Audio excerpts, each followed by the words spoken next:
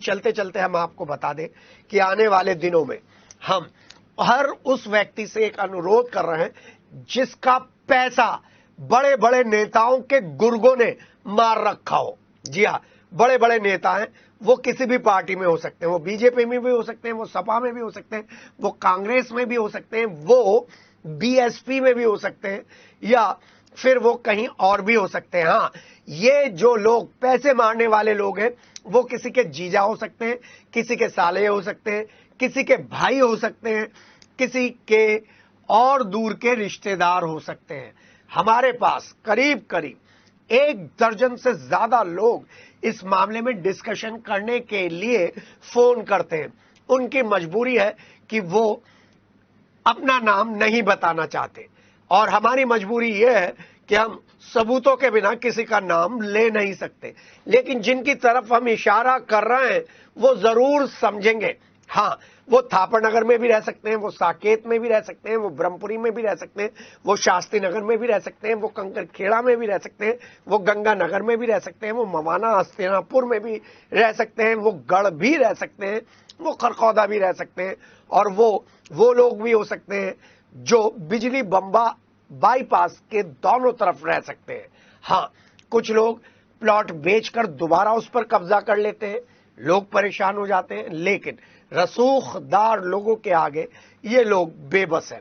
इसलिए आपसे हमारी एक छोटी सी रिक्वेस्ट है कि आप अपनी अपनी शिकायतों को लेकर मुख्यमंत्री योगी आदित्यनाथ को संबोधित करते हुए उनके पोर्टल पर जरूर भेजें और ये जरूर मेंशन करें कि अधिकारी और वो कर्मचारी जो इनको डील कर रहे हैं उनका इतिहास कैसा है, उनके साथ आपका व्यवहार कैसा है, क्योंकि ज्यादातर जो शिकायतें हमको मिलती हैं वो शिकायतें ये बताती हैं कि जब वहां से मुख्यमंत्री योगी आदित्यनाथ के ऑफिस से उनके पास जांच आती है तो वो जांच को ठीक उसी ढर्रे पर खत्म करते हैं जिस ढर्रे पर कोई नेता चाहता है, कोई पुलिस अधिकारी चाहता है, कोई एसएचओ चाहता है, कोई इंस्पेक्टर चाहता है, कोई पुलिस चौकी इंचार्ज चाहता है।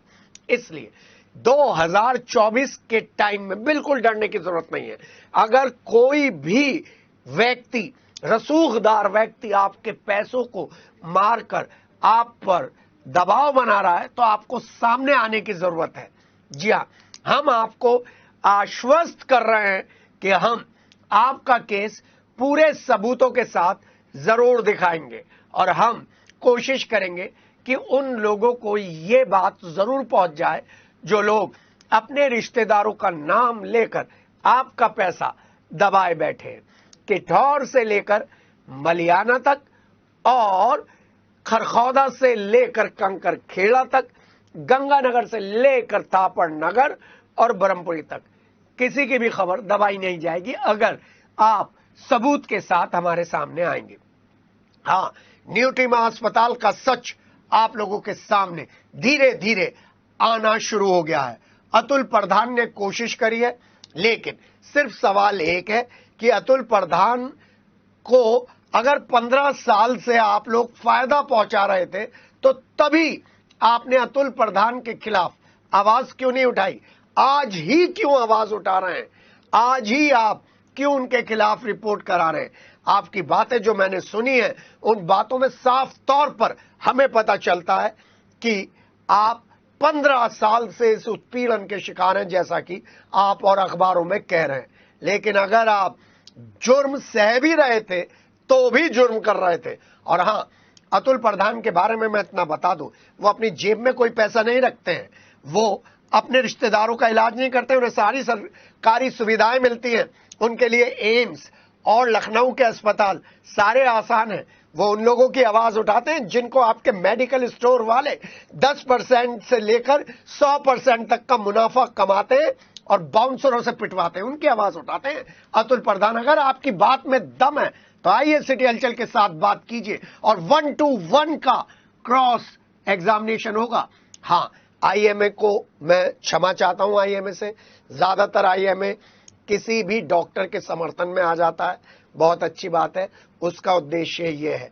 लेकिन आईएमए को कभी इस बारे में भी तो डिस्कशन करना चाहिए कि ये जो 1,000 की प्रेस्क्रिप्शन फीस है और जिसमें 10-10 मिनट भी नहीं दिए जाते, तो डॉक्टर्स का मॉरल आईएमए जगाए। जी हां, आईएमए को ये भी चाहिए कि हर डॉक्टर ने अपने अंडर में एक मेडिकल स्टोर खोल रखा है, तो बाकी के जो लोग हैं जो फार्मिस्ट बनने जा रहे हैं, डी फार्मा कर रहे हैं, वो क्या करेंगे। आईएमए को ये बात भी उठानी चाहिए।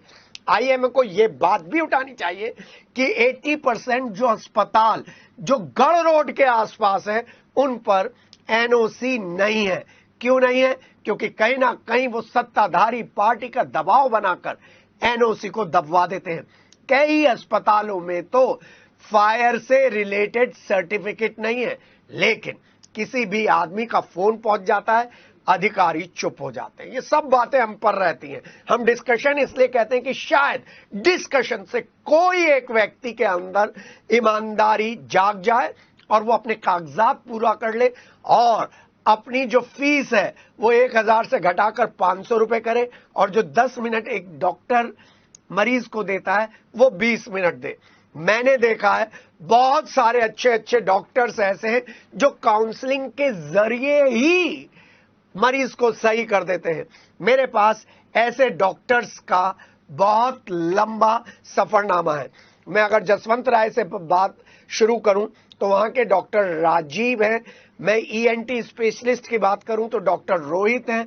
मैं मेडिकल कॉलेज के अस्पतालों की बात करूं, इधर की बात करूं तो ऐसे बहुत सारे जो डॉक्टर्स हैं जो अपनी फीस पर ध्यान नहीं देते, मेडिकल स्टोर पर ध्यान नहीं देते, वो अपने कर्म पर ध्यान देते हैं और लोगों को अपनी बातचीत से ही रोग से लड़ने की हिम्मत दे देते हैं। क्या आईएमए भी कभी कोई ऐसा प्रोग्राम करेगा और हमें आमंत्रित करेगा कि वो उन मरीजों के लिए काम कर रहा है जिन मरीजों से आप पैसे लेते हैं? जी हां, मेरी हर उस व्यक्ति से छोटी सी अपील है जो अस्पतालों के उत्पीड़न से निकल कर आया है, वो आए और अपना अनुभव बताए और अनुभव बताकर इन लोगों को सद्बुद्धि देने की हमारे साथ प्रार्थना करें। हाँ, कुछ डॉक्टर्स मेरे दोस्त हैं जो बार बार हमसे कहते हैं कि भैया किसी भी पत्रकार का इलाज करने के लिए डॉक्टर तैयार नहीं है। क्यों नहीं है? अगर आपको अपने हुनर पर भरोसा है तो आप किसी भी स्थिति में किसी भी व्यक्ति का इलाज कर सकते हैं। हाँ, कहीं ना कहीं आप अंदर से डरे हुए हैं, डर को निकालना पड़ेगा। न्यू ट्रिमा अस्पताल से भी ये गुजारिश है कि डर को निकालिए। आपका अस्पताल काफी अच्छा अस्पताल है, उसने मेरठ का नाम काफी अच्छा रोशन किया है, लेकिन डॉक्टर्स ए, डॉक्टर बी, डॉक्टर सी और डॉक्टर डी और भी हो सकते हैं, इनके व्यवहार से वहां के मरीज पीड़ित हैं। तभी अतुल प्रधान जैसे विधायकों को उतरना पड़ता है। मैं तो ये देखता हूं कि अतुल प्रधान सभी विधायकों के साथ खड़े हो जाते हैं, उनकी पार्टी के विधायक ही उनके साथ नहीं खड़े होते। लेकिन अगर एक आदमी भी आगे चलेगा और सही बात उठाएगा तो सिटी हलचल उसे सलाम कहेगा। आप भी हो सकते हैं डॉक्टर साहब, आप भी हो सकते हैं। न्यू ट्रिमा अस्पताल क्या केवल एक दिन भी एक ऐसा कैंप लगाएगा जिसमें साइकोलॉजिकल डिस्कशन हो उन मरीजों के तीमारदारों से जो बाहर बैठे वीआईपी कल्चर का शिकार हो रहे हैं? जरा सुनिए, जरा सोचिए। हाँ, एक बार मैंने एक डॉक्टर से, लेडी डॉक्टर से कहा था कि मैडम आइए हमारे साथ बैठिए और बातचीत करिए और बताइए कि किस तरीके से आज की फीमेल पीढ़ी आज की बच्चियां किस तरीके से अपने आप को सुरक्षित रख सकती हैं, इस बारे में बात के। उनका जवाब सुनकर मुझे हंसी भी आई, उनकी मानसिकता भी नजर आई और पता भी लगा कि ये लोग क्यों बार बार निशाना बनते हैं उन लोगों का जो लोग आम आदमी की आवाज उठाते हैं। हम इस मामले में आपके साथ हैं, खड़े हुए डॉक्टर्स के भी साथ हैं, तीमारदारों के भी साथ हैं, विधायकों के भी साथ हैं, जनप्रतिनिधि के भी साथ हैं। लेकिन बस बात एक ही है कि आप आम आदमी के लिए काम करिए, गवर्नमेंट के अनुसार काम करिए, यूपी की सरकार मुख्यमंत्री योगी आदित्यनाथ के बताए हुए दिशा निर्देशों का पालन करिए, बाउंसर्स से घूसे मत बजवाइए तीमारदारों पर। नमस्कार।